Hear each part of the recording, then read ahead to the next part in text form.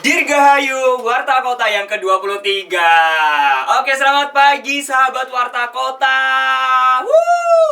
Nah, untuk memeriahkan ulang tahun Warta Kota yang ke-23 ini spesial banget. Warta Kota akan menampilkan dua reporter kece kita yang akan unjuk gigi nih. Nah, jadi mereka ada bakat terpendam. Nah, penasaran kan pasti? Nah, yang penasaran tunggu dulu. Jangan lupa untuk subscribe YouTube-nya di Warta Kota Production dan juga like fanpage Facebook di Warta Kota. Nah, buat sahabat Warta Kota, tetap pantengin ya mereka berdua karena nanti di akhir akan ada vote nih. Nah, untuk kamu yang beruntung akan mendapatkan hadiah dari Warta Kota. Nah, langsung saja tanpa berlama-lama lagi kita tampilkan untuk reporter komika yang pertama ada Randy Rutama. Silakan Randy.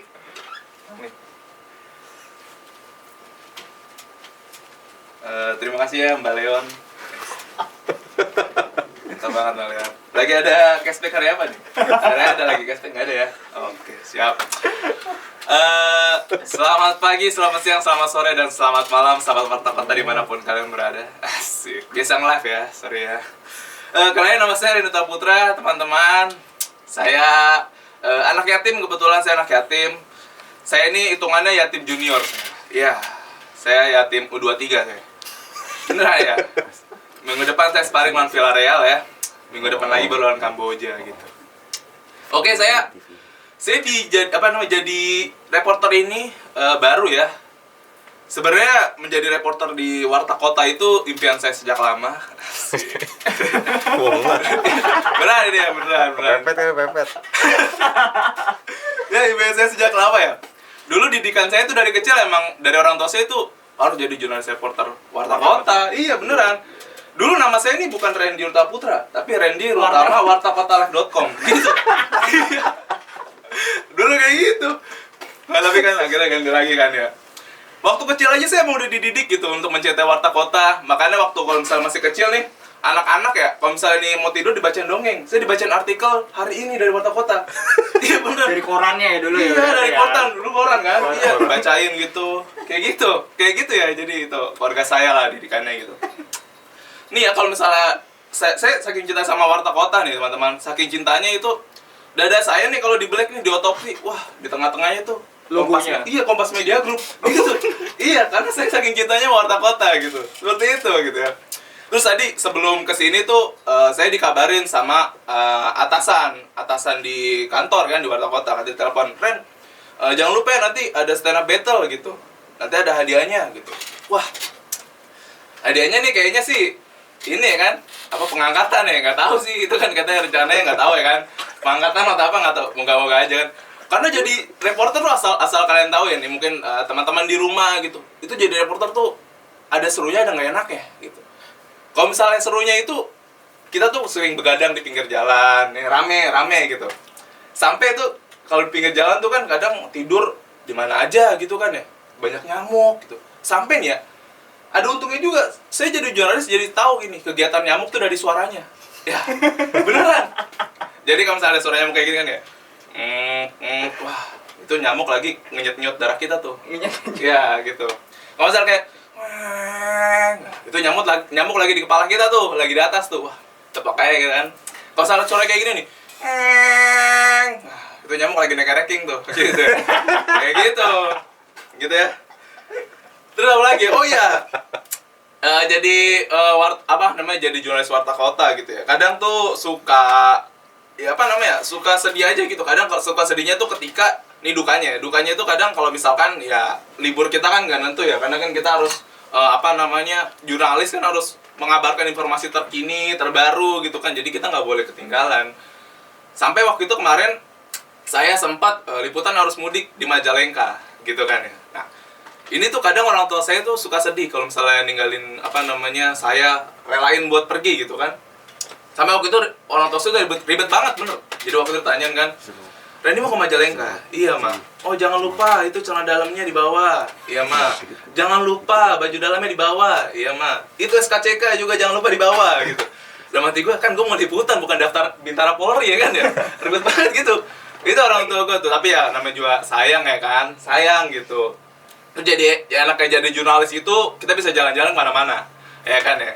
Sampai saya itu pernah tahu ada makam termewah di daerah Petamburan, namanya makam Oge Kau gitu kan. Nah ini unik banget nih, jadi gue jadi bisa lebih tahu gitu situasi makam tuh seperti apa. Jadi waktu itu pernah datang nanya kan, Mas, di sini makam Oge Kau di mana ya? Oh di sono Mas. Nanti di sono di persisnya di mana ya Mas? Oh tenang ya Mas, dari sono ada yang ngunjukin. Dalam hati gue mikir, lah berarti di kuburan ini ada tour guide. Wah, menarik banget nih kan? Ya kan? Gue bingung nih. Wah, ada tour guide nih kan di kuburan. Ini gimana kalau beneran ada tour guide ya kan? Ini gimana kalau pengandaian ya kan ya? Mungkin kayak gini kan. Datang ya kan, anak-anak TK study tour ya kan. Misalnya nih tour guide ya kan, wisata gitu kan. Datang lagi baris tuh di TPU. Gurunya datang kan. Halo, selamat pagi anak-anak. Pagi. Wah, anak-anak Satom soalnya bro, ya kan? Harus semangat. Gitu kan. Anak-anak Satom. Anak-anak, kali ini kita ke TPU Petamburan ya, teman-teman. Jadi kita akan berwisata di TPU Petamburan. Wah, TPU gitu kan. Senang tuh kan. Langsung kan, suruh kita nunjukin. Ya, ini makam pertama, ini Ibu Sunarti. Ibu Sunarti meninggal di usia 48 tahun. Beliau meninggal karena akibat kecelakaan. Beliau meninggalkan 1 orang anak laki-laki, 7 anak perempuan, dan 18 orang luka-luka. Nah, kayak gitu. Nah, selanjutnya ini ada makam Pak Tarno. Pak Tarno ini meninggal di usia 83 tahun. Beliau meninggal karena napasnya udah gangguan, napasnya terganggu, sudah tidak normal. Jadi napasnya seharusnya normal, ngirup dari hidung, keluar dari mulut. Tapi karena dia nggak normal, ngirupnya dari hidung, keluar dari tol Jati Bening. Gitu. Nah, itu nggak normal. Kayak gitu ya mungkin ya. Kayak gitu tuh. Terus gue bersyukur banget, gue pas lulus dari kuliahan, saya bisa kerja gitu di Warta Kota. Alhamdulillah, thank you Warta Kota. Saya kerja, saya bisa beli apa yang saya pingin gitu. Karena Walaupun masih baru ya. iya, masih baru. Walaupun belum karyawan gitu, masih bisa dia. Langsung bisa beli yang dipengen ya. Iya, masih bisa. baru. Keren ya Warta Kota, luar Iya. biasa. Karena saya harap sudah ini kan angkatan gitu. Ya, saya harap kayak gitu. Gitu lah. Terus ya, ini saya bersyukur banget nih Mbak Leon. Mas Leon ya. Mas Cahaya gitu. Dan saya bersyukur banget karena saya bisa beli apa aja yang saya mau gitu. Karena saya dulu sebelum kerja nih, sepatu saya tuh KW. Bener. Saya dulu beli sepatu Villa ya, sepatu Villa. Itu KW, yang kanan tulisannya Villa, yang kiri Indah Permai, bro. Gitu. Lagi KW-nya. Perumahan. Kayak perumahan. Kayak gitu. Lagi KW-nya tuh. Terus saya pernah beli, kan saya kan anak band ya. Saya anak band, saya suka beli baju-baju band gitu. Kadang saya dulu bisa belinya baju-baju yang murah, baju-baju yang ngelopek-ngelopek. Saya pernah dulu beli baju I Love FBI. Tapi karena udah baju yang murah, ngelopek-ngelopek, B-nya jadi huruf P, jadi I Love FP gitu. Terima kasih, saya Randy Putra. Terima kasih.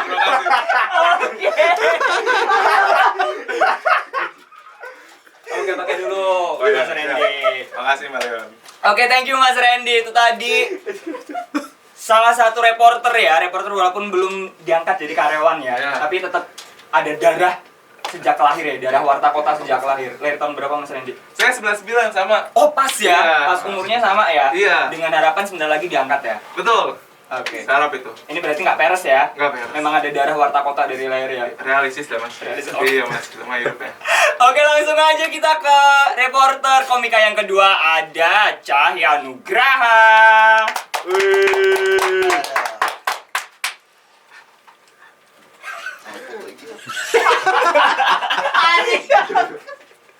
Aduh. Tes, halo, selamat. Nih udah jam berapa nih sekarang nih? Selamat siang. Ya, jadi kenalin nama gua Cahya. Di sini sebenarnya gua ngelamar jadi pimpinan redaksi nih. Cuma nggak tahu kenapa jadinya dioper ke reporter. Gak apa-apa lah, kita nikmatin. Emang udah ada aja. pengalaman ya? Pak? Udah Pak. Oh, udah ada Di pengalaman. media sebelumnya itu saya koordinator liputan. Oh. Untuk lifestyle dulu. Ini gue mau cerita sedikit tentang pengalaman liputan gue mudik kemarin. Ini cerita yang menarik ini dengan profesor. Profesor apa nih? Profesor apa nih? Ada rekan kita, Oh. kita julukinnya profesor Oh, karena iya. waktu pendidikan wartawan dia tuh selalu ngebahas teori-teori mulu. Makanya kita julukin dia profesor. Disensor ya namanya berarti ya. Jadi saya tuh dipercaya sama atasan itu untuk mantau di KM 260B Banjaratma, Kota Brebes, Jawa Tengah. Kebetulan profesor dari sana dia. Kampung nggak di sana. Jadi gua sama Randy juga waktu itu, cuma dia di 165, gua di 260. Jadi mau bilang gua bawa, gua dropin dulu Randy di 165, terus gua bawa ke 260. Masuk ke exit tol Pejagan itu gua keluar jam 3. Jam 3 tuh. Jam 3 masuk ke jalan Kabupaten Brebes. Jalannya itu parah Pak itu. Itu lobang Pak. Itu seumpamanya orang masuk situ, itu kayaknya kelelep deh itu. Itu lobang tuh kayak sumur Pak. Jadi kalau 10 motor kita ke sana, itu kayaknya yang nyampe ke rumahnya profesor tuh paling cuma 2 atau 1 orang. Sisanya tuh nyerah. Kalau nggak nyerah, dibegal, mungkin kelelep, wah itu kacau Pak. Di perjalanan tuh gue cuma nanya ke profesor, Sor, ini masih lama Sor? Bentar lagi katanya. Jalan lagi 10 menit, 15 menit. Gue nanya lagi, Sor, masih lama? Nanti di depan pertigaan kita belok kanan. Oke. Jalan lagi. Di depan ketemu perempatan nih kita. Profesor tidur nih. Gue tepok-tepok kan. Sor, belok gak nih? Enggak. Masih terus, masih jauh. Gue saking kesel lah. Nah ini kan karena jalanannya ini udah hancur banget. Profesor tuh selalu ngomong gini dia. Aduh ini jalanan hancur banget ya. Aduh ini jalanan hancur banget ya. Aduh ini bupatinya gimana ya. Gue saking kesel lah, gue bilang, lu bisa diem gak becot? Sampai gue gituin dia. Itu kayaknya tuh kalau jauhan sedikit berantem tuh gue sama dia. Nah, gue pikir masalah gue sama dia tuh udah selesai di situ. Masuk nih ke rumahnya nih Pak. Masuk ke rumahnya, ternyata rumahnya itu udah nggak diisi selama puluhan tahun. Rumah itu nggak diisi puluhan tahun. Untungnya bulan puasa. Kalau nggak bulan puasa, kesambet tuh gue kayaknya. Gue profesor kesambet tuh kayak langsung kesurupannya udah. Itu suasana rumahnya itu lembab banget, parah udah. Jadi waktu kita nginjekin kaki di lantainya pertama kali, itu kayak nginjekin ini Pak, debelan tanah tuh. Itu becek banget Pak. Pasirnya tebal banget, ada kali 10 cm itu kayaknya pasir tuh. Ya udah, nyampe kan, set. Terus gue mandi. Namanya rumah Jawa kan. Antara rumah utama dengan kamar mandi itu jauh banget. Tuh jalan lagi tuh gue 2 km tuh ke rumahnya, ke kamar mandi. Jauh. Itu dari kamar mandi Nah itu dipisah lagi dari kamar mandi ke WC-nya itu 1 kilo tuh. Itu jauh banget Pak, emang jauh. Lu liputan atau KKN? Oh, itu kacau Pak, itu emang bener-bener jauh Pak itu. Masuk nih gue ke kamar mandi malam. Gue senter dulu Pak bak mandinya. Khawatirnya gue ada jentik nyamuk kan karena belasan tahun gak diisi. Gue senter, bener Pak. Banyak banget Pak jentik nyamuk. Ini gue botak gara-gara dia ini. Gara-gara jentik nyamuk kan ini banyak banget. Sama stres juga kan ngurus Rifki. Sebut merek kan? Maaf, profesor. Sebut merek. Gak apa-apa. Terus nih, ternyata di rumahnya Rifki itu buat naro ini Pak, rebana. Alat musik masjid gitu kan. Itu gua tanggal 28 sampai tanggal 29 gua nulis berita ya kan. Habis pantauan di pos Pejagan, nulis berita. Tiba-tiba 3 orang nih Pak, kakek-kakek, bongkok ini kan. Masuk, gedor pintu depan Pak. Itu gua lagi di depan, lagi nulis berita tuh. Tutup, duh! Oh, anjing gua. Nggak apa-apa sama anjing. Kan sama hewan. Anjing kaget gua. Kira apaan nih? 3 orang masuk gitu aja, pada ngeliat gua gini doang nih. Gua lagi duduk nih Pak. Langsung, duh! Dia ternyata ngambil rebana tuh Pak, 3 orang tuh rame tuh rebana tonteng, bawa ke masjid latihan. Wah kata gue anjing berisik banget ini kan. Terus pulang nih dia, itu lama Pak latihan rebana tuh dari jam 10 sampai jam 2 pagi tuh Pak mereka latihan itu Pak. Gue sampai nulis berita tuh udah nggak konsen, mereka balik, tapi kali ini dia nyapa gue. Misi Mas, Kikinya mana Kiki? Ini apa nih si anjing, gue bilang. Terus gue jawab aja kan, lagi di depan, gue bilang gitu aja udah. Ini nitip lagi ya rebananya. Iya Pak, siap. kakek-kakek itu umur 70-an mungkin, udah bongkok Pak, parah itu. Udah bongkok ini. Karena gua tahu nih buat latihan rebana, besok gua umpetin tuh Pak rebana. Latihan dia datang lagi nih di hari selanjutnya. Sama gedor gini, duh. Ngeliatin gua, diam lagi. Terus nanya ke gua, "Rebananya mana ya? Rebana ya?" Kata dia gitu. Itu padahal rebana udah gua umpetin, Pak. Karena bersih batu pasti. "Rebananya mana ya?" "Oh, nggak tahu itu si profesor di bawah," katanya. Oh ya udah. Akhirnya mereka tetap latihan. Tahu nggak mereka latihan apa? Latihan beatbox, Pak. Apa namanya, lagu-lagu qosidah gitu di beatbox. Keren tuh. Terus gini nih Pak, pas kita liputan di pos Klonengan nih, gua tuh sama profesor tuh gua menghindari banget yang namanya bertiga posisinya Pak. Bertiga tuh artinya gua, dia, narasumber, itu gua menghindari banget. Di pos Klonengan, masa dia nanya begini ke polisi, "Pak, tugas Bapak selain hilang apa?" Malu banget gua, sumpah itu gua malu banget. Gua langsung pergi gua. Langsung gua bilang, "Ayo deh cetan terus muter lagi ke Bumi Ayu." Jadi dari Klonengan gua lurus ke Bumi Ayu, Purwokerto tuh, Jogja. Jadi cetan dah, nulis dah. Udah nih nulis. Jalan lagi. Si kampretnya terus dia minta, "Nanti kita mampir ya ke rumah saudara gua." Oke, siap. Kita nulis berita di sana aja. Mampir nih Pak gua dekat Bumi Ayu ke rumah saudaranya. Ramai tuh saudara-saudaranya. Terus ya udah gua nulis berita, dia nulis berita. Enggak, si kampret nggak nulis berita Pak. Yang nulis berita gua doang Pak. Dia udah main-main aja tuh sama keponakan-keponakannya. Akhirnya jam 5 nih, jam 5 sore. "Udah yuk pulang yuk ke penginapan." Lah si anjing gua jadi driver dia nih.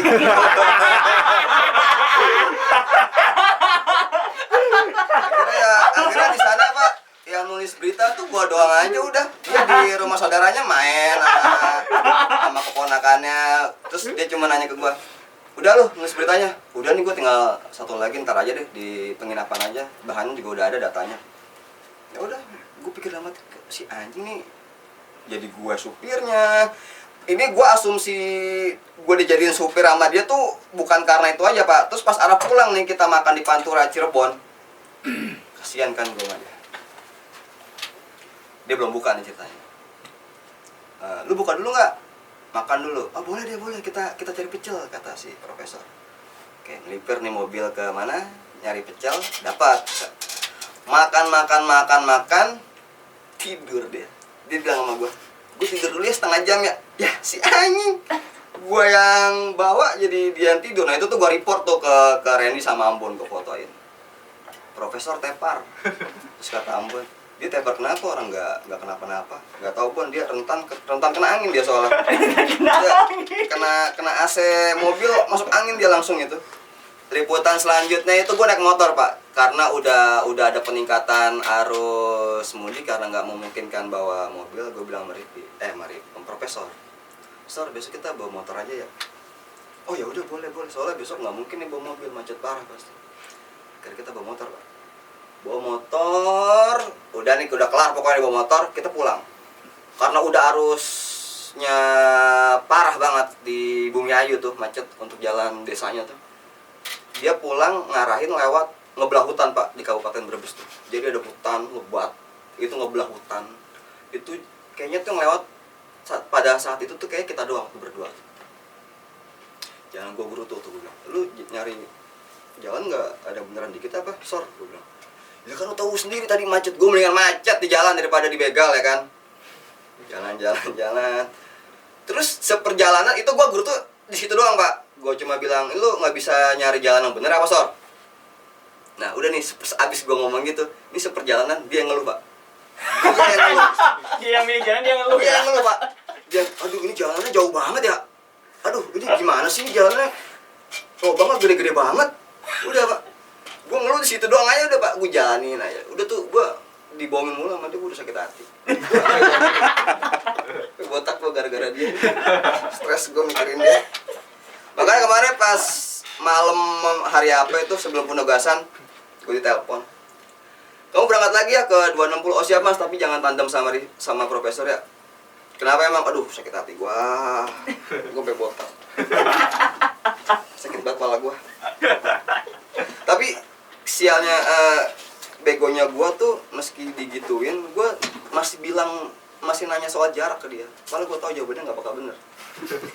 Gua selalu nanya, masih lama?